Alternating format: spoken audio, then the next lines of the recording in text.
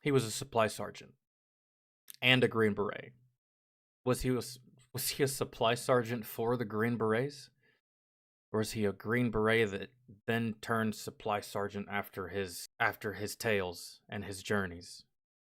Or was he a supply sergeant and then decided to go Green Beret? I don't know, man. Possibilities. Today we're talking about Robert Howard, the most decorated Green Beret in U.S. history. He started off his military career as a mechanic, then became a parachute rigger, then became a supply sergeant. After being shot in the face and surviving in Vietnam, he then volunteered to go out with Mac V SOG whenever they needed an extra guy or a strap hanger, despite having no Green Beret or Special Forces training. Despite his initial lack of training, he rapidly went from the extra guy they brought along to help carry the radio to the man they specifically requested to come and help on their most dangerous missions. So he was the equivalent of like, y'all seen that movie Invincible with Mark Wahlberg, where he just walks onto the fucking New York Jets and makes it, and he's a badass, and they're just like, did we give this guy a contract? We need him. We should get him. We should, anytime. Call him. What's his number? Right? He just walked on to Special Forces. That's it. Where y'all going? I can do that. That's cool. And he did it.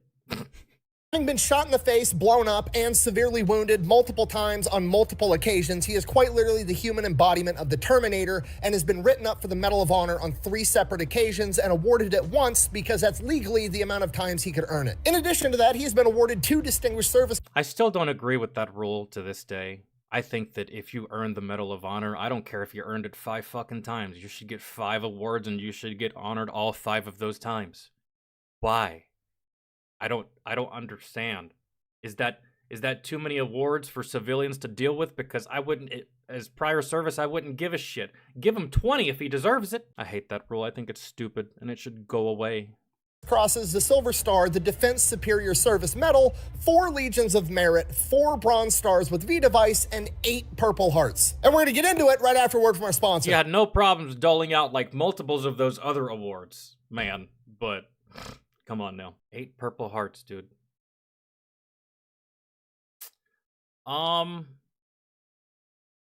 That's not fun. On paper, that means you got injured on 8 separate fucking occasions. And that's just the times you got injured and you told the army about it. So that 8 Purple Hearts probably could be, I don't know, maybe 12. Or 15. Begins on July 11th, 1939, when Robert Howard is born in Opelika, Alabama. When he's 4 years old, his dad... No fucking way.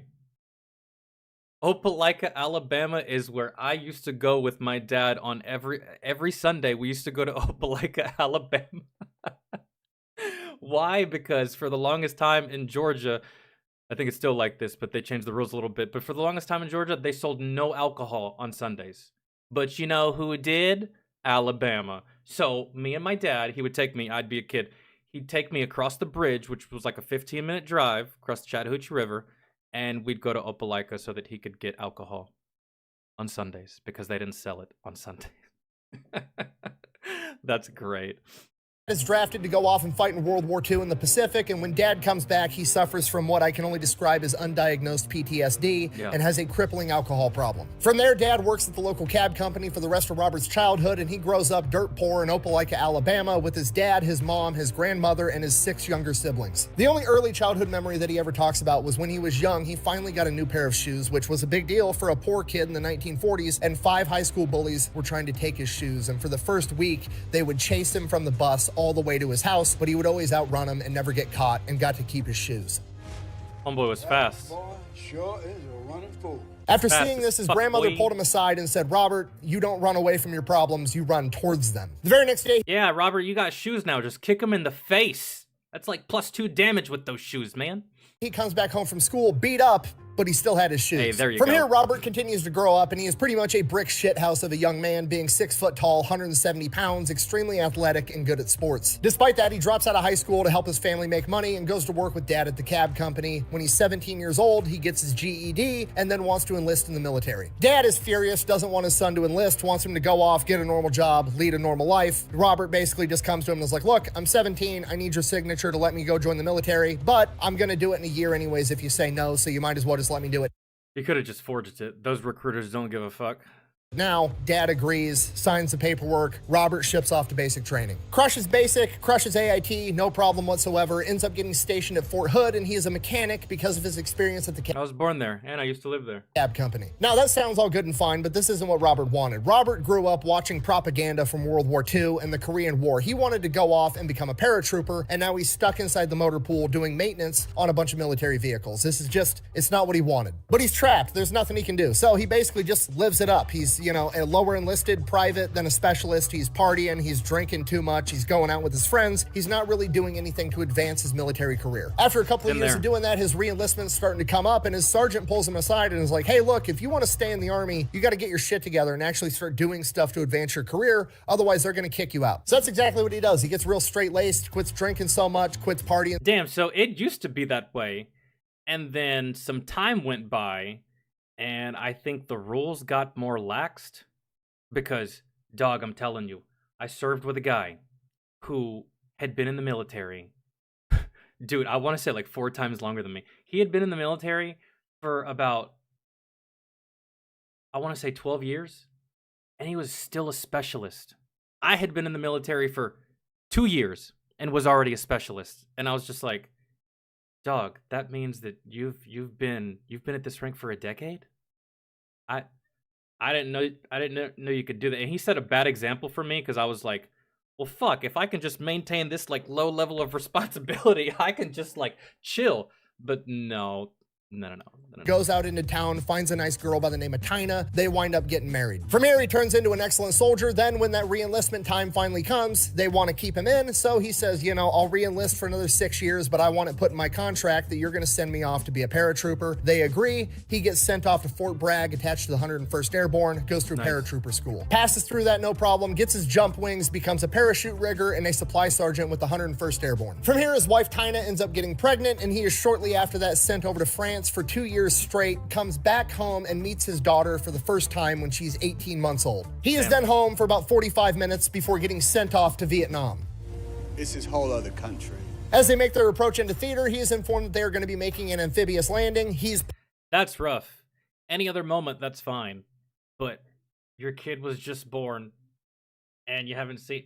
That sucks. Pumped. He wants to go into combat. This has been his whole thing. In his brain, he's thinking D-Day, storming the beach at Normandy, enemy gunfire. This is going to be awesome, action hero type stuff. As they approach, he's informed, oh, it's actually a secured beach. This is just the fastest way to get everybody off the boat. Cool. Thanks for that. I bet they shrimp all in these waters. But whatever. They pull up in the Higgins boat. They drop the hatch door. He's told that they're on the beach. He steps off, full of all of his gear, 120 pounds worth of shit. He then sinks 12 feet to the ocean floor and almost drowns. From here, it's 6 weeks of just moving closer and closer towards combat, and it's just a giant nothing burger. Nothing ever happens. They're just driving the trucks closer, marching, getting to where the actual combat is. As they get closer, things start to escalate. Sometimes there's, you know, incoming mortars. Sometimes there's enemy sniper fire, but really it's just kind of boring. Nothing ever happens. Never sees any bad guys. Nothing. And then one day they get ambushed. Nobody was expecting it. It's a giant clusterfuck. His officer in charge is kind of like panicking, doesn't know what to do. He's froze up, not giving any orders. Howard runs up to him and is like, what are we doing? What's the plan? Guy doesn't have anything, so he's just like, point to a spot on the map you want me to defend, I'll go defend it. Gives Howard a location. Howard grabs some guys and sets off to defend that perimeter. Once he gets to his position, he starts setting up the perimeter, getting his guys set up with fields of fire, and while he's doing that, he winds up getting shot in the face with an AK-47, right in the cheek, passes through his mouth, knocks out a bunch of his teeth, and he wakes up in the hospital. And wouldn't you know it, the guy in the bed next to him is actually his buddy from airborne school that apparently has went on to become a Special Forces Green Beret. They wind up hanging out the entire time while they're both recovering in the hospital. Then one day, Green Beret guy is getting ready to leave. His colonel comes to pick him up, and he recommends to the colonel, like, hey, this is my buddy, Robert Howard. We could use a guy like him out in the field. And the colonel's like, is that so? You think you want to do this? And Robert Howard is like, yeah. Yeah, that really is. That right there just sets the tone for how the rest of this video is gonna go. He got shot in the face. It came out of his mouth and took out a whole bunch of his teeth. What was the downtime? Tell me the downtime. Because, dude, for a lot of us, I'm humble enough to say that if I take that kind of injury, and I think I'm done after that, really. I've taken injury before, okay? And I got back up. But That specific type of injury, I think I call it after that. Anything to get me into the action, and he just kind of nods and walks off.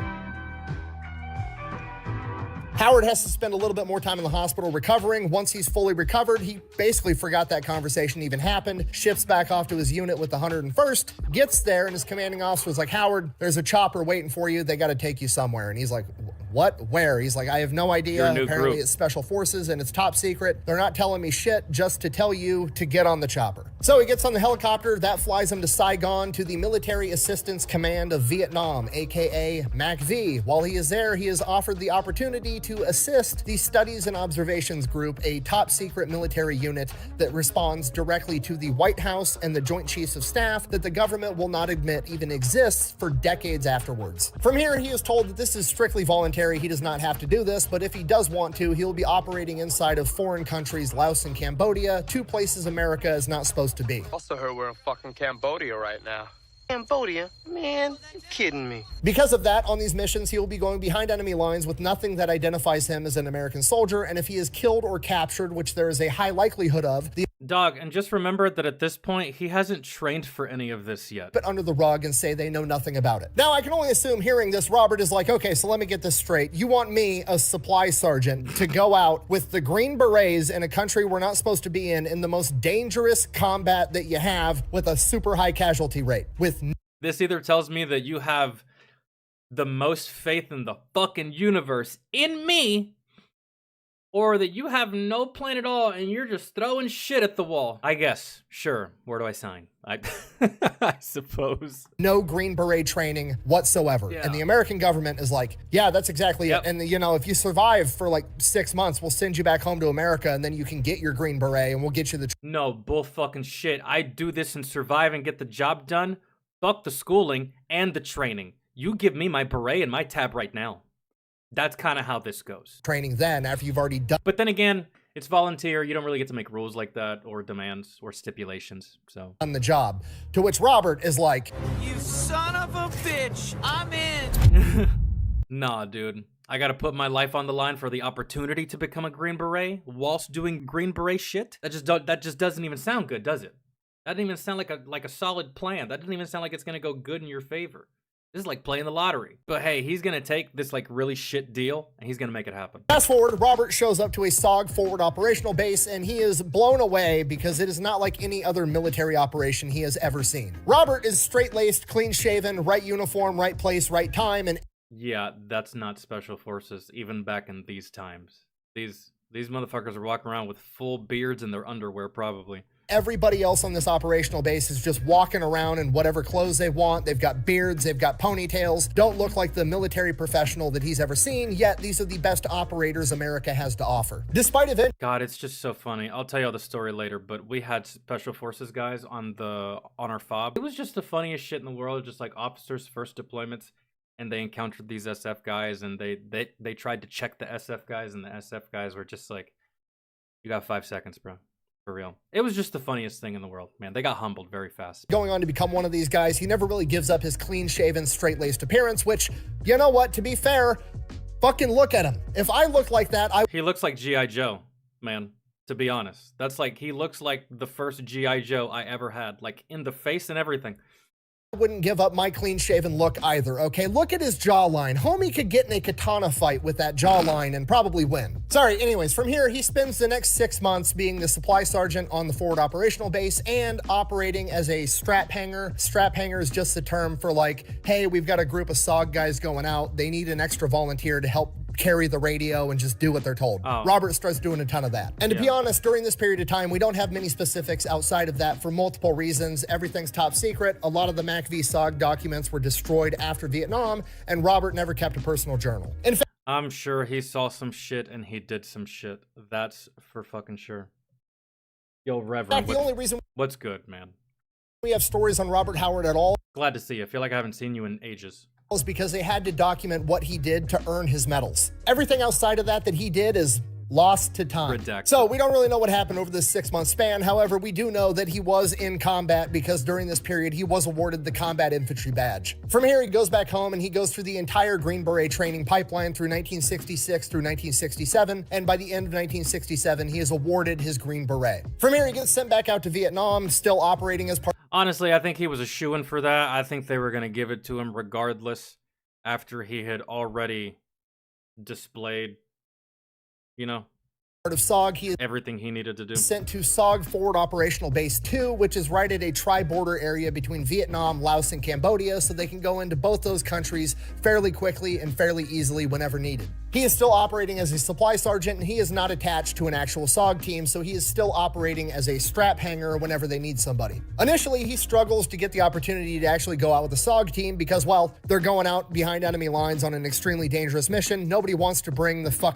no one's keen on bringing the supply guy. New guy for his first time, right? Well, somebody finally takes a chance on him. He proves himself. He starts. However, our supply guy, my second duty station, while I didn't like this man, no, he was our armed sergeant, but technically supply, because those are supplies you use, your weapons, right? I don't really like him too much, dude, but he was a badass infantry dude. Strap hanging all the time, and from here he goes from the fucking. I think supply was kind of like his vacation and his break from all the deployments, because dude, my second deployment, he was already on his 5th. To the guy that everybody specifically requests because he's ferocious on the battlefield and he comes up with, we'll say, innovative solutions to problems. On one occasion, he was strap hanging. I did that one time. I got court-martialed For a SOG team, and they were going to go behind enemy lines for 19 days straight and plot out safe paths for downed pilots to take to get back into Vietnam and get to safety. The problem was that by this point in time, the North Vietnamese had become aware of SOG's operations, and they were actually sending teams out to be counter reconnaissance. So whenever they saw helicopters coming into country, they would have scouts in the area, and they would just trail the SOG operatives so that they knew everything SOG knew. Obviously, for a mission where you're trying to chart a safe path for a downed pilot, you don't want the enemy knowing where these safe paths are, so they need to figure out a way how to get rid of this counter reconnaissance unit. So they're trailing you, right? Which means that they're shadowing you. Brother, turn the fuck around and shoot the shadows. Why not, man? Get rid of them. They called up the supply sergeant. He then proceeds to take an old footlocker, you know, that big trunk that sits at the foot of your bed when you're in the military that you put all your stuff in and lock it with a padlock. He takes one of those, paints it bright red, fills it with 80 pounds of TNT, ball bearings, nails, all kinds of shit, and then rigs it up to explode on a 5-minute timer. They fly in on the helicopters, get dropped off in this country, grab this red footlocker. It's so hard to believe that Special Forces was like, They were at an impasse. They were at some crossroads. They were like, "Damn, man, we need something good to happen. Call the supply sergeant." They call the supply sergeant, and the supply sergeant shows up with a fucking IED, talking about "let's go."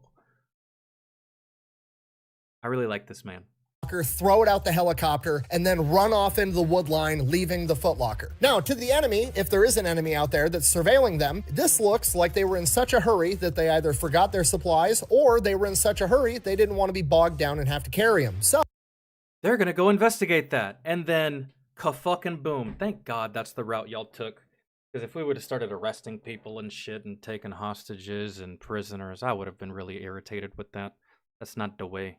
Oh, they go out, they run into the wood line, they're laying down, watching this chest. Sure enough, an entire squad of NVA counter reconnaissance comes up, and they start investigating this footlocker, trying to pry it open. Footlocker obviously explodes. Counter recon guys are now gone. Robert Howard said that it blew debris a quarter-mile away.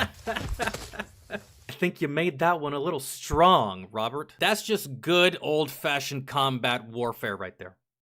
You love to see it. You know, actually, this actually exists inside of Call of Duty, of all games. And come to think of it, I think that it only exists in Call of Duty.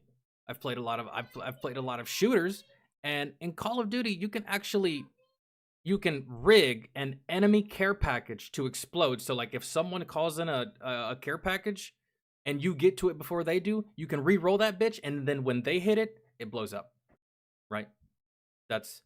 you got to have good timing. It's not the best thing to do all the time. Sometimes you're putting yourself in stupid situations just to be able to do it, but it's fun to do it, and it's hilarious to see someone open up their own care package and die to it, right? So, yeah, established in the 1940s. Don't let Call of Duty make you believe that they're the ones that invented that. Another occasion, he was part of a hatchet force, which was a team that was actually supposed to go out and engage the enemy, and he thought it would be a good idea to run up next to a troop transport truck full of NVA soldiers. He then rigged up a claymore to explode and hucked it in the back before diving in the ditch and blowing up the entire truck. One of the SOG team leaders that he strap hung for consistently later described him as, and I quote, "I never saw him show any fear whatsoever. He'd do anything you wanted him to do."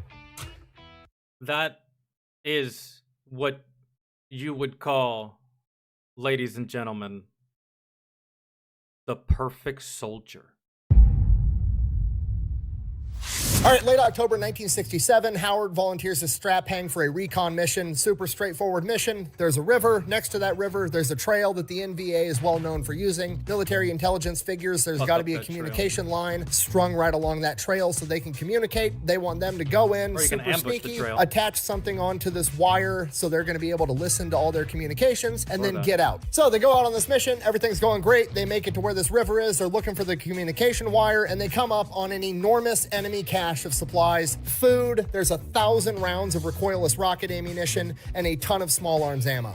Wait, just wait. That's so many supplies. That means that there's about to be so many people. Just wait and then slaughter all of them. Figure they got to do something about this, but they're a small recon element. They're not going to be able to take this out by themselves. So they radio back into headquarters. Headquarters agrees they need to get rid of it. So they send in an entire hatchet force, which is like 30 to 60 guys that are meant to actually engage the enemy. They go, they link up with the hatchet force. They bring them to the cache. And while they're making their way to this enemy cache, they get ambushed. A concealed enemy machine gun position, well, shit. Seems like they beat you to the punch. Seals itself, starts opening fire on Howard and all of his men. Howard dons his plot armor and rushes the machine gun nest by himself, gets to the mouth of it, and drops all 4 men inside of this nest. While that was happening, another enemy machine gun nest unconcealed itself, unbeknownst to Howard, and as soon as he clears the first one, he blacks out. My dude is actually playing actual Battlefield. Everything that he's done up to this point is shit that I would see in a Battlefield game. Running up to a Jeep or a troop transport truck, throwing explosives in there and fucking off, right? Sprinting towards machine gun fire and just killing 4 motherfuckers that probably didn't even see you or even notice you, right? Just taking dog tags, stabbing them up. Everything he's done up to this point is shit that I've actually done in the Battlefield games. He got lit up by that second machine gun nest, and when he comes to, he's shot through his left shoulder, he's got a broken clavicle, and he's got blood all over his face. He was just shot in the face again. In hindsight, he thinks it was a ricochet because it didn't penetrate his actual skull. Regardless, he's not doing that great. So he lays there and waits for the medic to come help him out. No, I'm just kidding. He starts crawling towards the other enemy machine gun nest after being shot, and he starts making his way there, and then he starts taking fairly accurate fire from an enemy marksman off in the distance, grabs his Car-15, returns fire, kills that guy, continues crawling to the enemy machine gun nest, gets right up to the mouth of it, and hits it with a grenade. From here, he runs back to his men, makes it to cover, and they start getting lit up by that first machine gun nest all over again. More bad guys have spawned from the jungle and manned this gun all over again. Made a mistake, left the machine gun operable, not about to make that mistake again. Looks to one of his men, says, "Give me that rocket launcher." Hands Bob the rocket launcher. Bob pops up out of the ditch, fires a rocket launcher directly at this nest, blows the entire thing up. From here, the hatchet force and everybody else moves in. They burn all the food, they blow up all the ammunition, they exfil, they get extracted by helicopter. Bob gets sent off to the hospital. Bob gets patched up at the hospital, gets out of the hospital, gets in a helicopter. They fly him to MACV-SOG headquarters with one other guy that was there that apparently did exceptional things in the battle as well, and they go into a meeting with General Westmoreland, the 4-star general that is in command of all of SOG. Westmoreland then sits him down, tells him that that was one of the biggest enemy caches they've ever found, and that this mission was an enormous success, and both of them performed incredibly. I'd be like, well, I would hope so, sir, because I've taken my second shot to the fucking face. So, that better be goddamn important.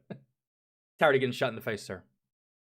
I gotta be honest. And basically does like the Godfather Mafia move of like, I owe you one, what do you guys want? First guy tells General Westmoreland, I want some kind of like face mask, something strong, dirty, quite possibly carbon fiber, maybe bullet resistant. Everything else seems to be fine, sir. Just I just keep getting shots right here. Not here. Not here. Just right there. If you could help me out with that, that would be stellar, actually. What do you want? Robert Howard looks him right in the eye and says, I just want to continue my combat duty. I live for this shit. Yeah, that's kind of what that is. Notice how he said, I just want to continue my combat duty, meaning that if there wasn't combat to be had, this motherfucker probably wouldn't give a fiddler's fuck. I really feel like there's anything for him here without the combat. From here, Bob gets back to SOB2, continues his duties as a supply sergeant, and the base commander informs him that he has written him up for the Medal of Honor. He would not wind up getting awarded it, though. It would get downgraded to a Distinguished Service Cross. Second week of December, they think they know where a battalion headquarters is for the NVA. They want to send in a big team and take them out. Basically, they're going to send in a team, get eyes on headquarters, call in an accurate airstrike, blow the entire thing up. That being said, they're expecting heavy contact, going to be a super dangerous mission. Call in the supply sergeant. Yeah. So they go in, they get inserted miles and miles from where they think this headquarters actually is because they want to be able to sneak up through the jungle. As soon as the helicopters touch down, they get ambushed. During this ambush, Bob ends up getting shot through the right shoulder and getting his forearm sliced up from shrapnel. Despite that, they fight off this ambush and Bob refuses to get extracted. According It's like, did he get shot in the same shoulder twice, or did he get shot in the other shoulder this time? to him, it wasn't that bad and he didn't want to be the reason they ended the mission. I am a machine. From here, mind you, after being shot and hit with shrapnel and getting attacked by an ambush, they then proceed to walk 2 days through the jungle to get to where they think this battalion headquarters is. So Bob and the other 9 guys in this 10-man element make it to where they think it's at. The headquarters is there. They start observing, they're looking around, they're seeing what's going on, they're watching everybody, getting intel. And they come to the realization, this isn't 1 battalion, it's 2. It is now 1,000 versus 10. But that's okay. It's not a big deal. They're not trying to engage the enemy in a 10 versus 1,000 battle. We're just hanging around so we can lace the enemy and fucking airstrike that just shit. there to call in the airstrike, which is exactly what they do. They call in the airstrike, a bunch of enemy soldiers take off running into the wood line, abandoning their HQ. They blow the HQ all to shit, at which point the airstrike is done and Bob's looking around like, they fucking missed some. So Bob goes in there, brings the other 9 guys with him, and they burn down all the rest of the buildings and tents and blow up the rest of the supplies. Good. Then they hightail it out of there. As they're headed back to the extraction point, they run into a bunch of the soldiers that had abandoned their HQ, and they adopt a defensive position, get in a huge firefight. Over the course of this firefight, Howard and other estimates say somewhere between 30 and 40 NVA were killed. Helicopters show up to pick them up, everybody starts boarding the plane, and wouldn't you know it, Bob, aka the only guy that's been fucking shot and blown up, is the last one to get on the helicopter. A few days later, on December 10th, Bob would be awarded the Bronze Star with V device for his actions during this mission. From here, Bob gets patched up, goes back to being supply sergeant on SOB2, continues going out on strap hanger missions. Like I said earlier, we don't really know the details of every single mission because all the documents were destroyed, and we only know the accounts of the missions where he earned a major medal. The next of which would come on May 14th, 1968. He goes out on a mission, they wind up getting ambushed. During the battle, Bob gets shot in the left shoulder, the right leg, and he gets blown up and has shrapnel all over him. Despite that, none of it pierces the plot armor. He continues to fight through the ambush. After the ambush is over, fucking how, dude? How? He's like the main soldier. Remember, y'all ever seen the movie Small Soldiers, Toy Soldiers? Can't remember what it is. Remember the main guy just kept taking damage, was missing a limb, his eye was sticking out, his hair was on fire, and he was still just fucking going against the Gorgonites. What was his name? Captain said it was voiced by Tommy Lee Jones. That's this guy. Back to the field hospital. His wounds are too serious for the field hospital, so they have to send him to Japan to a specialized hospital against his will. He recovers in Japan until he's stable enough for the flight back home to America. He is then sent to Fort Bragg. While in Fort Bragg recovering, his wife comes up from Texas with his daughters, and they're living in temporary housing, and one day he gets notified that he has to come to some award ceremony. Some fancy general's giving out a bunch of awards to a bunch of people that have earned him. Probably so he tells his wife, like, hey, we got to go to this award ceremony, and she's like, oh, are you getting an award? And he's like, yeah, I'm getting an award or 2 or whatever. So they show up to this award ceremony. The general's calling people up, giving out awards. And like, if you've never been to a military award ceremony, if you get an award, they read the entire citation for why you're awarded the award. They give it to you, shake hands, salute, yada, yada. Oh God, if he hasn't told his wife or his daughter anything of what he's done, they're about to find out right now. Robert Howard's turn rolls around. He goes up there in front of the general, and the general then has to award and read the citation for 3 Purple Hearts, 3 Army Accommodation Medals, a Bronze Star with V device, and a Distinguished Service Cross, all back to back to back. Oh, is that it? It's like a 45-minute affair of a general just reading to a crowd of people the stories of Bob basically being the main character. And the entire time, presumably his wife and daughters are sitting in the crowd like, I had no idea I was married to fucking Rambo. I don't think that's the sentiment, though. I think the sentiment was probably, I have to imagine that his wife was like, yeah, honey, you can call it quits now, right? You could just, like, get the fuck out. For real? Before you fuck around and die? I don't know. Or maybe she was just as badass as he was. I don't know. And she's like, fuck it. Keep killing him. He is back at SOB2, and he is no longer a strap hanger and supply sergeant. He is a full-fledged SOG infantry guy, and he's going to be leading teams. By November 10th, a SOG team goes out on a mission. They end up getting pinned down and are not able to get extracted. The best estimates is this is not conventional NVA forces. This is some type of special unit that has been brought in to go toe-to-toe with SOG, and they need to go in there with a bunch of more guys and finish the job. This mission would go on to become known as Slam 7, when a massive SOG force, 115 men, all go in to help recover this team. So the choppers come in and they're taking fire in the landing zone immediately. Howard jumps out of the helicopter. Given that their teams are relatively usually small, 100 of these motherfuckers? Oof. When it's still 15 feet above the ground and starts returning fire, killing 2 enemies immediately. They continue fighting through this ambush. They make their way to this SOG recon team, and it's a scene out of a horror movie. All of the members of this recon team have been executed. Every one of these guys was severely wounded in battle, and then they were executed by being shot in the head by the NVA. While other men are still engaging the enemy, Howard and some of the other leaders on the ground are examining the bodies. They're going to recover the bodies, and Howard notices that one of the men's eyes is tracking him, even though he's been shot in the head, in addition to having 19 other gunshot wounds. They call the helicopters back in. They start coming in. They're loading up the bodies and all the wounded men. The helicopters are taking off, and one of the helicopters ends up getting shot down by massive anti-aircraft guns. Their best guess is that it's an anti-aircraft setup on the back of a half-track. So then they go, they rescue those guys, get them out of there, and then they call in for orders like, hey, there's heavy anti-aircraft guns. What do you want us to do? Thinking they're still going to get extracted. The whole point of coming out here was to recover the men or the bodies of the men. That's what they've done. But I think y'all are too close. Y'all are too close to the enemy. The enemy knows where this area is, so they're about to lock it the fuck down. Nothing comes in, nothing comes out, period. This is like one of your homies going down to sniper fire, and he's out in the open. What are you gonna do? Expose yourself? Yeah, sure, you might get to him. Yeah, sure, you might be able to pick him up. But you're not gonna get very far before you get got to, you know? So, I have to find another way. Time to leave. Chain of command says you need to take That's sometimes the case in some of those situations. out the anti-aircraft guns. You don't know where it came from, go find them and take them out. Son of a bitch. Okay, this just turned into an overnight operation. They bed down for the night. They get ambushed in the middle of the night with grenades and mortars, one of which... Since y'all are there, y'all were supposed to be the recovery team, but since the recovery is not going to happen, y'all have since been upgraded to an assault team. After y'all are done, then we'll send another recovery team, or y'all can just do both jobs at the same time. Which peppers Howard's entire backside with shrapnel. Howard then calls in air support, orders his men to only return fire with 40mm grenade launchers because that's not going to give off a muzzle flash, giving the enemy their position. Airstrike comes in, the NVA leaves, they're cool for the rest of the night. The next day, this massive element of about 100 men now is still moving, looking for these anti-aircraft guns, and the entire time they're just thinking like, this is too big of an element, we're too far behind enemy lines.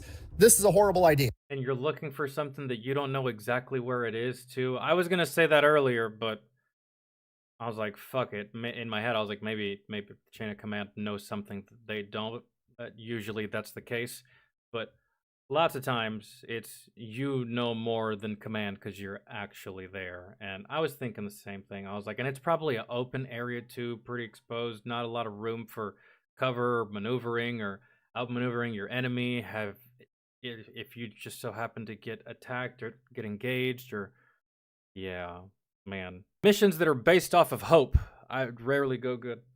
Day after that, they're completely out of supplies. They need food, they need water, they need more ammunition. None of these guys were planning on this being a multi-day operation. Yeah. So they call in a supply drop, they get the supplies, they got food, they got water, they got ammo. The only problem is they're behind enemy lines, and now the enemy has a general idea where they're at because they saw the supply drop. They get surrounded by the NVA, they have to hunker down, a massive firefight ensues, and they have to call for extraction or they're all gonna die. Helicopters start showing up, they're getting the wounded on board first, they're starting to get some guys out of there, and then like the third helicopter gets shot down, and now they have to go rescue those guys too. So Howard leads a team and they go rescue the crew from the downed chopper, get them back while they're still loading choppers and getting people out of here. Remember, they got 100 guys and you can only fit so many on a helicopter. Dog, at this point in the story, there hasn't really been much. Well, it was just a recovery mission, but man, this is going nowhere at the moment. Trying to coordinate the choppers landing in between waves of NVA attack. That way the choppers aren't getting shot down while they're in this massive firefight. This is a fucking shit show, man, and these are special operators. Imagine if this was just your regular run-of-the-mill meat shield soldier. This is catastrophic. And as time passes, it starts to get dark out, and they're going to have to be out there overnight. Howard and the remaining men on the ground are basically stuck there fighting all night long. However, they get a ton of air support. They've got A-10 Sky Raiders dropping napalm. They even get a C-47 Spooky gunship, which is a predecessor to the AC-130. Literally a cargo plane that a bunch of grunts just cut the sides out of, and mounted artillery and miniguns that just circles around them, mowing down anything that tries to get near them all night long. During this night, Howard gets hit with another grenade and has more shrapnel inside of him, which he's pretty much more shrapnel than Guy at this point. Dude, at this point, he should look like fucking Cyborg, right? Died down. It's really looking like they're going to make it out of this alive. And through the fog, there's two silhouettes coming towards them with their hands in the air, and it's two NVA soldiers. Howard and the commanding officer both yell, "Don't shoot," because if they're surrendering, we want to take them in for intel, because very few NVA soldiers have been captured to gain intel. Unfortunately, with this massive SOG element, there was a large contingency of indigenous people that were fighting alongside SOG, and those guys did not listen and shot both of them immediately. Damn. Fuck, man. They were like, there's nothing you can learn from these pieces of shit. They used to be my neighbors. Trust me, I know them. They ain't gonna tell you nothing. Fuck it. Kill them. But if they're surrendering, there is a good degree of belief in one's head that if they're surrendering, they're also willing to speak. At this point, Howard's pissed, the commanding officer's pissed off, and they're just like, fuck. They're waiting on the choppers to come, and after a couple of minutes, another silhouette comes walking forward with his hands up. It's another NVA trying to surrender, and before anybody can react, Howard jumps up and sprints at the guy and literally picks him off the ground, throws him down, makes sure he doesn't have anything on him, and then carries him back into their position. From here, they get extracted. A real photograph? Throws him down, make sure he doesn't. I think it is. Yeah, he put his whole life on the line just in the name of intelligence. Think about it, because the other indigenous locals, they already shot two of them because they were like, fuck that, nah, man, we ain't doing that. These people been fucking on us. Nope, die. But for the sake of intelligence, he threw his whole body, man. Get down, Mr. President! Speaks volumes of his character, because I see no situation, I see no instance, I see no possibility or alternate reality where I throw my body in the middle of a firing line for the enemy. Not the enemy I was fighting against anyways. I mean, hell, maybe I do make this very same decision if I'm in his boots, but I'm not in his boots, and I never was. Would I ever make a decision like this? Absolutely fucking not, man. At least not in the name of intelligence. But that's just like my rank speaking. This is a completely different type of soldier, man. Way different from anything I ever was or ever would be. Their position. From here, they get extracted, they make it out. Howard actually has to go to a bigger hospital because the little aid station on their fob isn't big enough to handle his injuries. So he gets sent off to the hospital. While he's there, he finds out that that is only one of 3 NVA that have been captured by SOG in years. And the one of... You got to give it to these NVAs. Like, one of 3 that have been captured in years of fighting the Americans. Slippery little bastards. That's to be commended. It's not easy. It's not easy to hide from Americans. I know Osama did it for a long time, but like, I mean, We captured a lot of those people. On a larger base, Bob Howard decided to do Bob Howard stuff. But then again, when you are this guy and you've done everything he's done and you've taken as much damage as he's taken, these normal, simple awards like Bronze Stars and V devices and Purple Hearts truly don't encapsulate the service of this guy. It still doesn't paint a good story. It still doesn't paint how this guy is borderline indestructible. These awards, they're too simple for him. I feel like a brand new award needs to be made for this man. I don't know, I'm pretty keen on the Terminator award. That doesn't sound like a half bad one. And the award the badge for it can just be like a skull with knives and guns going through. I don't know, man. The food in the hospital. So in his hospital pajamas, he leaves the hospital and just goes to a normal chow hall. While he's at this chow hall, 2 Vietnamese on a moped pull up and throw a grenade into the crowd of soldiers. Everybody freaks out. Everybody's diving. Nobody knows what to do. The MP that's standing there with a gun, because he's the only guy with a gun right now, is just like locked up, not knowing what to do. Howard, in his hospital. I mean, he could have opened fire on the guys that thrown the grenade, but at what cost? And he can't shoot the grenade. I suppose he could run and jump on the grenade, but I don't think he gets paid that much at the moment to be able to sacrifice himself that way. Everyone's ducking for cover, but let me guess. Robert's there to eat.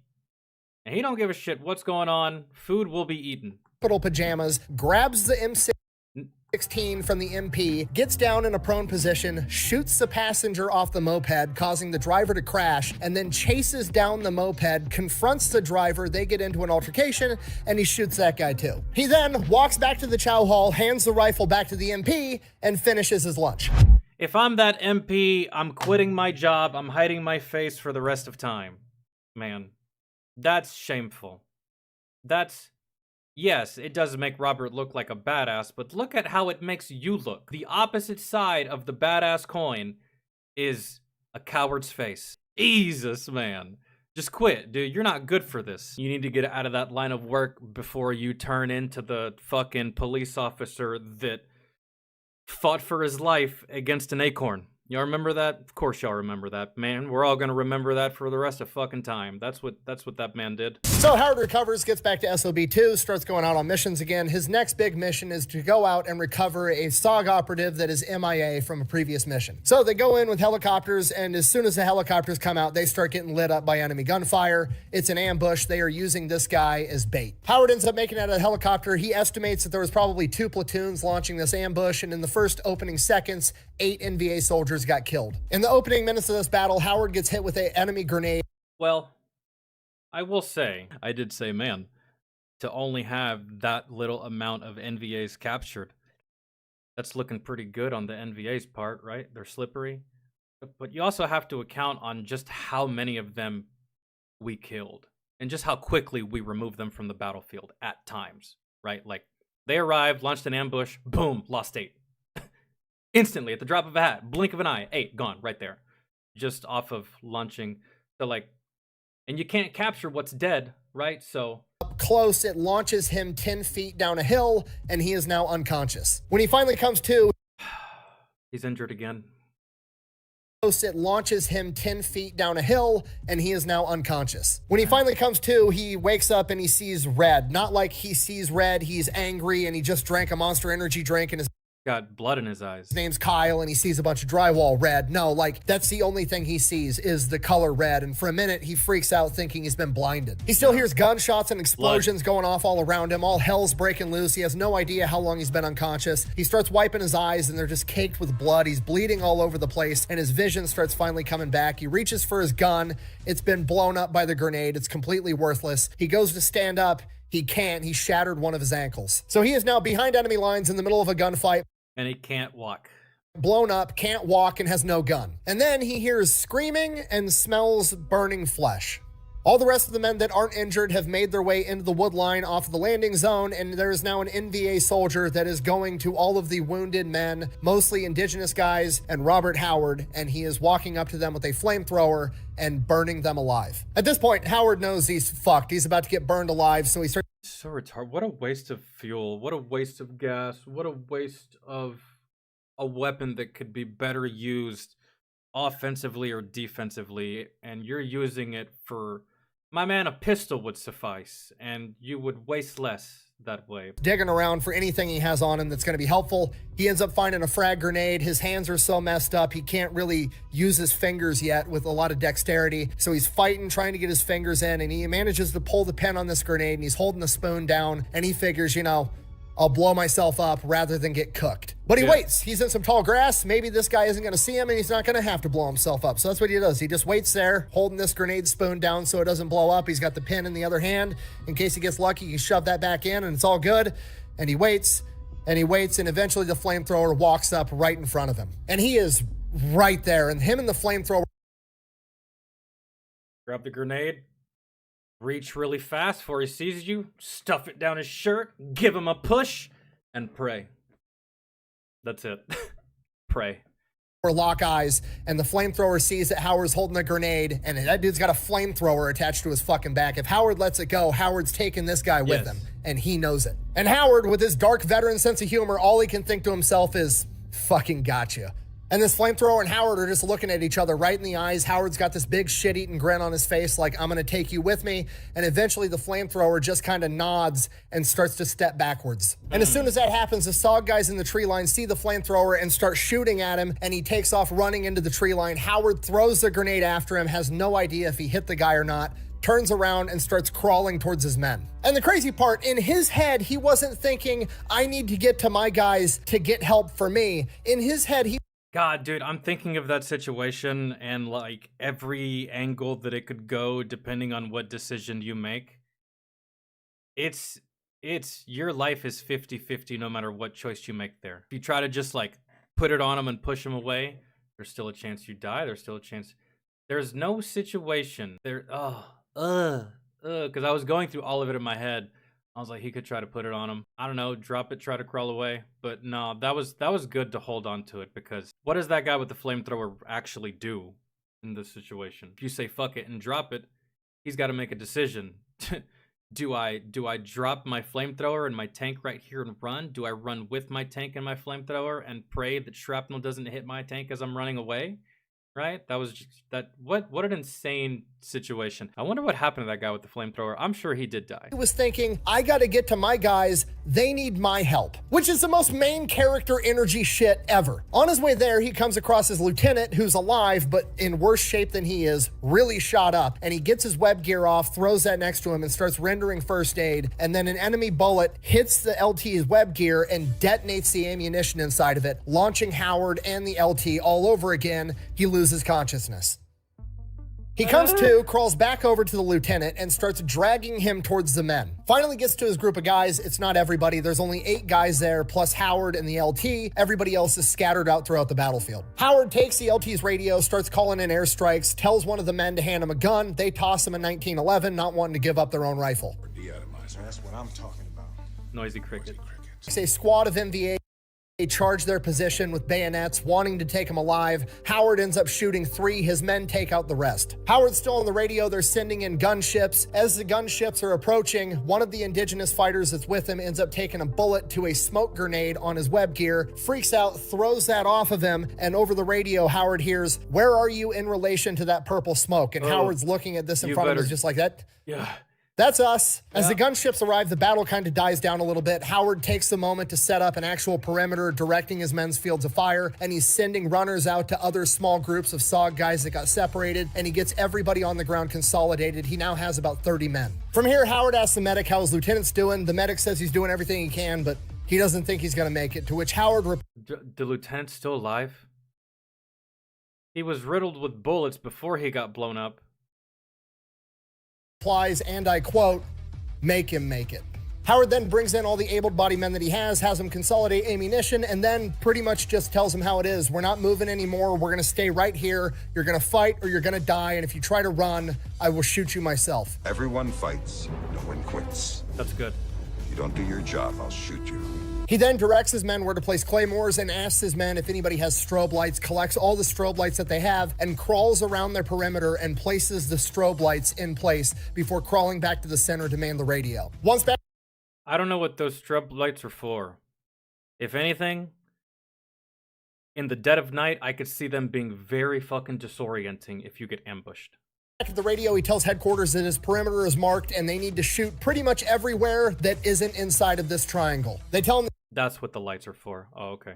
the Huey gunships are 15 minutes out. He doesn't have 15 minutes. The NVA just launched another major attack. The only thing they have right now is a Cessna 01 Bird Dog circling overhead, mostly there to help coordinate airstrikes, but it does have 4 white phosphorus rockets on board. It's not a lot, but it's better than nothing. Robert tells them exactly where to fire these rockets. They fly by, fire the 4 white phosphorus rockets, and repel this wave of the attack. The 01 Bird Dog pilot then radios down to Robert, "That's all we've got," to which Robert replies, "You got an M16 up there?" And they're like, "Yeah." He goes, "Fly by and drop it off. I need one." So now at least he's got a gun and he's got to survive another 10 minutes before the Huey gunships get there. NVA launches another attack, this time. Yeah, that's the most insane shit. I think that's the most insane thing I've heard so far in this video, which is crazy, right? Given everything we've heard.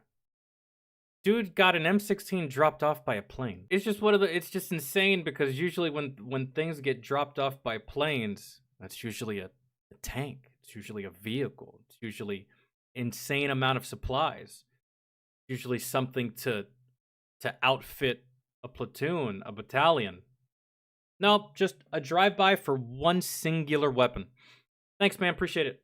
They're trying to come through a creek bed. Robert directs his men to use 40mm grenades and just start lobbing them into this creek bed and repels that wave of the attack. The next wave comes. This time they're coming towards the same place that Robert had all of his men place all the claymores. They let him get up close, detonate the claymores, repel that wave. Finally, the Huey gunships show up, but it's getting dark out. They can't see much. Robert is he's a very, very good tactician, man. He's very, very good at using his surroundings, using every single, not a single tool, not a single person, not a single piece of gear is going unused for all of this. He is very good at taking his resources and allocating them properly on the battlefield, which is just, that's so good when you're a leader. So Howard has to direct their fire from the radio on the ground. And this goes on for hours. When the Hueys run out of fuel. Just very, very good tactical knowledge and just knowledge of your surroundings and of the terrain. Something I wasn't good at, mainly because I didn't have to do it all that much. We had BFTs, we had GPS. It's probably still something that I wish I would have taken the time to practice more and get more proficient on while I was in the service, because you can't rely on technology all the time. Sometimes you don't have it. And the fight still continues even if you don't have it or it fails. Out with a Moonbeam gunship, and when that runs out of fuel and ammunition, they bring in F-3 Phantoms. They're just cycling out whatever aircraft they have to get Howard the fire support that he needs, and the entire time he is on the ground directing their fire. He is quite literally like an orchestra conductor guiding a symphony of destruction all around him. And this goes on for 4 hours before... And his area of operation is huge, man, comparatively to what other soldiers of his caliber would be having to command. Howard gets word that Hueys are on their way to come extract him. The first Huey shows up, they get it loaded up with wounded, dead, and indigenous fighters. Howard, even though he's injured, refuses to leave the combat zone. First Huey takes off, second Huey lands. More men get loaded on that Huey. Again, Howard took the saying, if you can walk, you're not that injured. You're not that hurt if you can actually walk. He took that shit to heart, took it very seriously. He applied it a lot. Nah, man, I can still walk. Yeah, sir, but like your eyeballs are hanging by a thread. It's fine. I only need one to aim.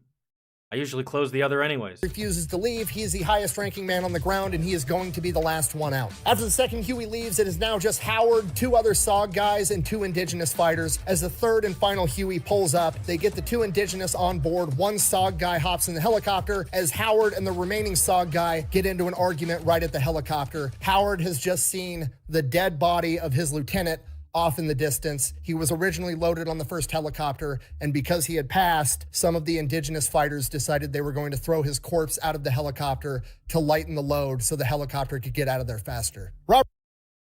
One guy lighten the load? Nah, you're full of shit. You probably threw out more than just him.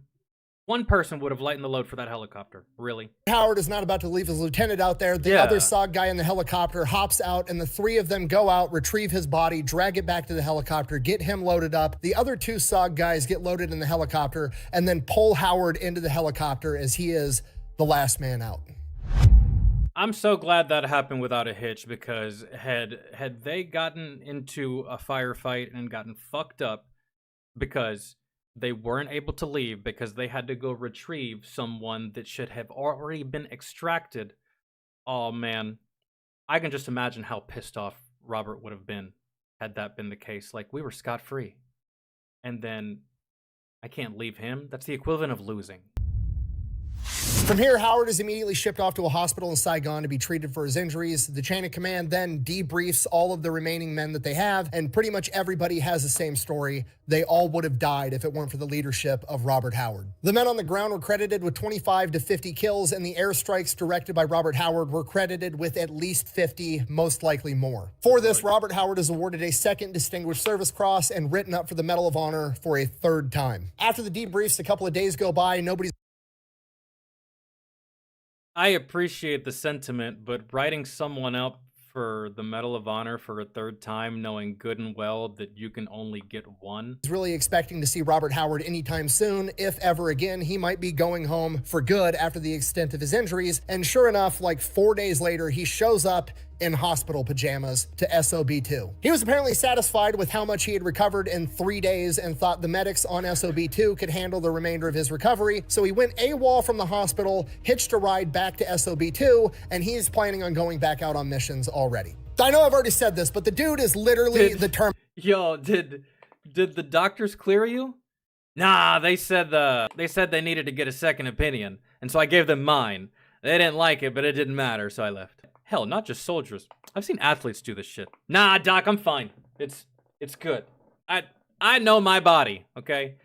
While that probably worked out for Robert, it doesn't work out for a lot of us. The command is like, look, Bob, you're hurt. You're recommended for the Medal of Honor. You're not going out on missions. You're going to be the training NCO and whoop everybody else into shape because you obviously know exactly what you're doing. So he spends the rest of his deployment being the training NCO for all the SOG operatives going out on missions. And wow, I'm surprised he agreed to that.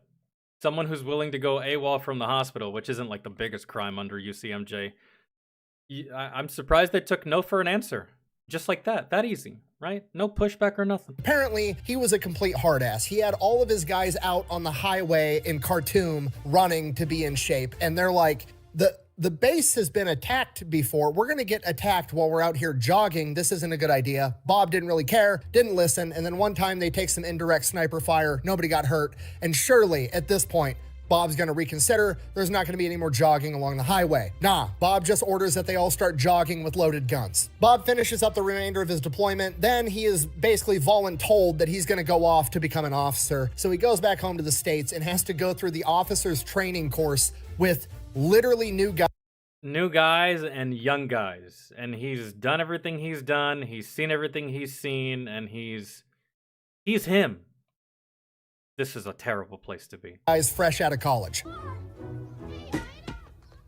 At least in my opinion. Being this guy's instructor tasked with teaching him how to be an infantry officer. Obviously, he passes officer candidate school with flying colors. From here, they ship him off to Ranger School, which is one of the hardest programs in any military branch ever. He basically walks through it backwards and graduates as the distinguished. Yeah, it's almost as if you could have just gave him the tab and not sent him. Honor graduate, meaning he was literally the best guy in the entire class, which is super impressive regardless, but it's absolutely insane that Bob Howard was able to be the best guy in the entire cycle of Ranger School, despite having been blown up, shot multiple times, all the shit he's been through, and he's like 30 years old, and he's just smoking all these new recruits. After that, he goes to some other leadership school, then they send him off to Jungle Warfare School, of all the schools. Oh my god, it's like they didn't know what to do with this man. They didn't know what to do with his talents. They didn't know what to do with his service. It's just like, you sent him to... He did all this shit already. It's like taking Bryce Harper. Like, I don't know if y'all know who that is. He's a really good baseball player in the major leagues, man. A really, really good hitter.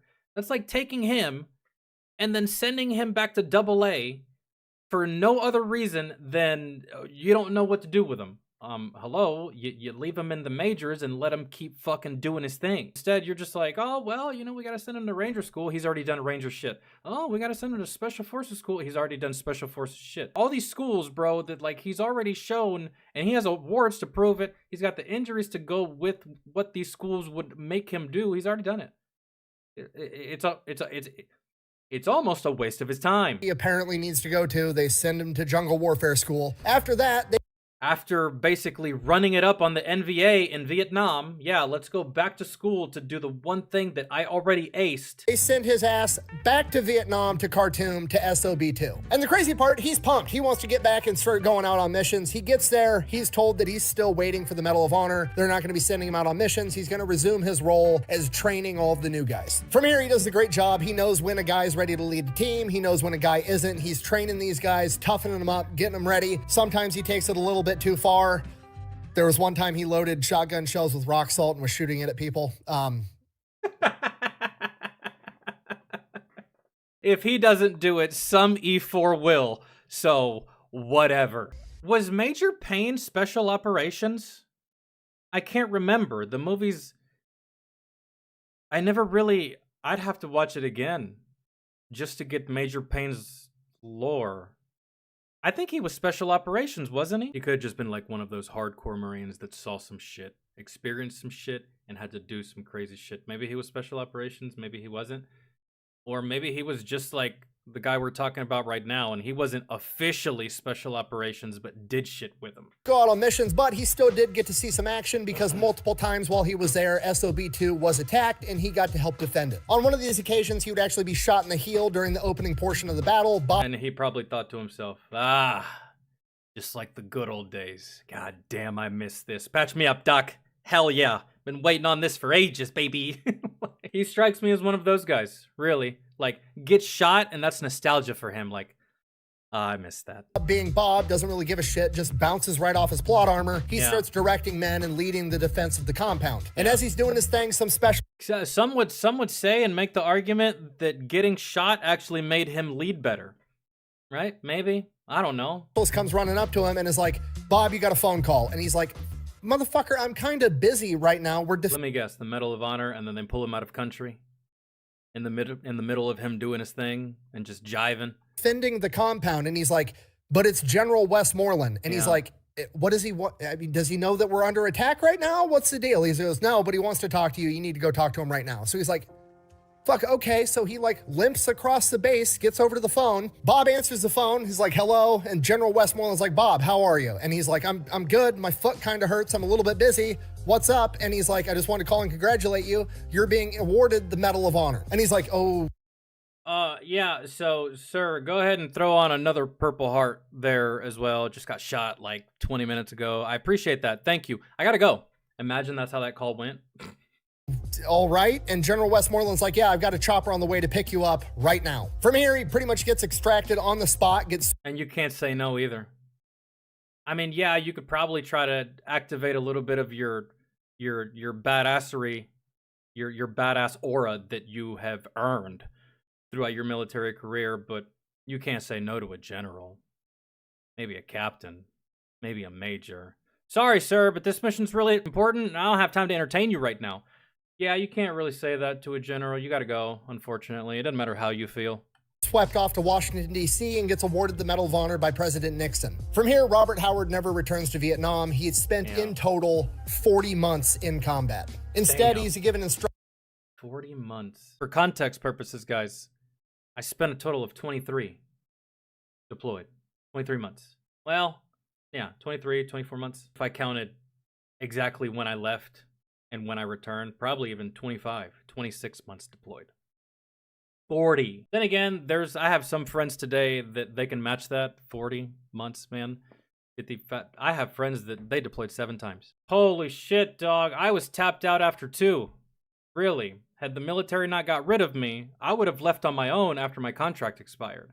I wasn't re-enlisting twice. People have asked me that before, like, hey man, you not got court-martialed, you think you'd still be in? Absolutely not. I'd be on deployment number 8 by now. Hell no.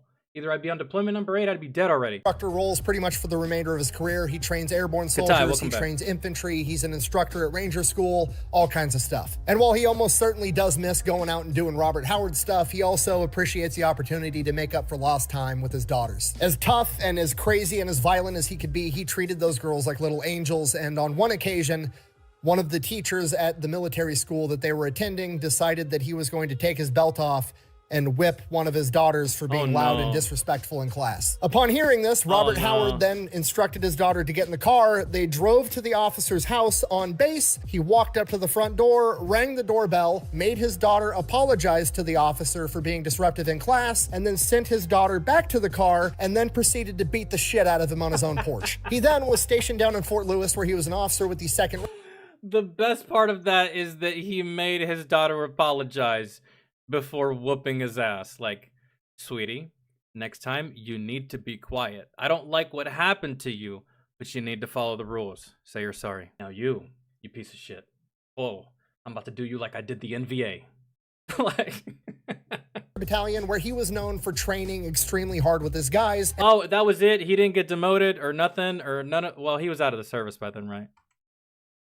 I'm assuming he didn't get arrested. Where he was an officer with the 2nd Ranger Battalion, where he was known for training extremely hard with his guys and leading from the front. During a field training exercise, they were going to jump out of a plane, simulating an airborne mission, and then they were going to pack their shit up and road march 26 miles. Upon jumping out of the plane, Robert Howard's chute doesn't open properly and he hits the ground at twice the speed he's supposed to. The medics overseeing the LZ run up, assuming that this guy is dead, only to find Robert Howard packing up his chute. He looks over at the medics and says, "If this shit gets any harder, I'm gonna quit." He then proceeds to finish the 26-mile road march. Now he's just pissing me off. I can take you catching a couple lucky breaks by getting shot in the face. You're just showing off at this point. I'm back, motherfucker! Okay, Robert Howard might be the biggest badass I've ever covered, which is saying an awful lot. I've never seen plot armor this... Never seen someone talk so much shit without actually talking shit. You know what I mean? Gets shot, brushes it off. Shrapnel, brushes it off. Blown up, brushes it off. Broken bones, brushes it off. Falls out of a goddamn plane, nothing happens, brushes it off. He's essentially talking shit to all of us without even having to say anything. Because none of us are brushing any of that shit off. We all die. We insert ourselves into this man's reality. We don't make it 15 minutes. Thick. It's absolutely insane. He continues to serve in the military in multiple roles until finally retiring in 1992 after 36 years in service at the rank of colonel. He would then pass away at the age of 70 in 2009, and that is a story of 70. Dude, I've seen people die from one bullet, guys. One bullet I've seen take people off this planet. But he was like, I'm not like most people. You know what I mean? Imagine this guy in modern day combat. You know what that looks like? Jail. Jail. Bro, Fort Leavenworth, jail. That's what that looks like. This guy operating in modern day combat. With me in Afghanistan, jail. Green Beret of all time, and quite literally the human embodiment of the Terminator. Thank you for watching. Best way to support the channel is... Honestly, I feel like there's a Street Fighter character based on this fucking man. It's not Johnny Cage. It's some other badass fucking guy with blonde hair. Or is that some other badass guy that's swole as fuck with blonde hair? Kind of looks like the protagonist from the Rocky movies. Maybe or maybe not. He has a military background. Guile? That's the one. Let me look up Guile. That's him, bro. That's him. This is Robert Howard. I shit you fucking not. This is Robert Howard.